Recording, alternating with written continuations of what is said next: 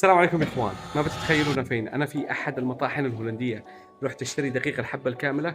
تخيلوا انهم يطحنوها عندهم، تاخذوها 5 كيلو يا اخوان ب 10 يورو و60 سنت. هذا المكان يا اخوان في مدينه اسمها فلاردينجن قريبه من روتردام. راح احط لكم عنوانها في نهايه الفيديو. الحين الشعير موجود معاهم اسمه خيرست مين. الشعير اللي عندهم مش بس مطحون، عندهم شعير حبه يا اخوان.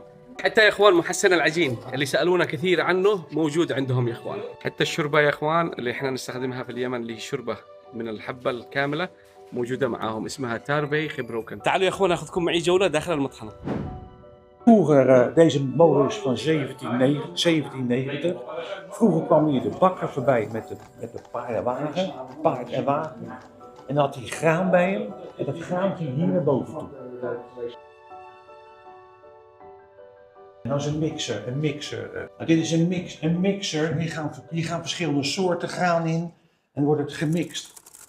Zie je, zit een soort wormwiel in. En hier zie je de werking van de molen. Ja. Dit zijn de wieken, die draaien. Ja. Dus het bovenwiel, dat draait deze aan. En hier heb je, dit zien we straks, 2 molenstenen hier.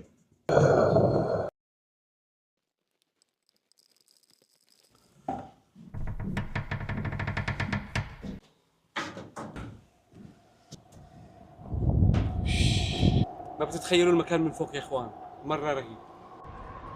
يا تموي. بصراحه يا اخوان كانت من اجمل التجارب الذي دخلتها في هولندا. يعني تشوفوا كيف التصميم والتقنيه اللي عملوها زمان. يعني المطحنه هذه تم بنائها في عام 1757، تم تدشينها تقريبا في عام 1790، ولكن شيء جميل جدا والله. هذا المكان يا اخوان اسمه هيت ايلوس مولن فينكلشا في مدينه فلاردينجن. هذا عنوانه، بس تزوروه تلاقوا عنده كل الحبوب يا اخوان، واسعاره جدا طيبه. صحه وعافيه على الجميع.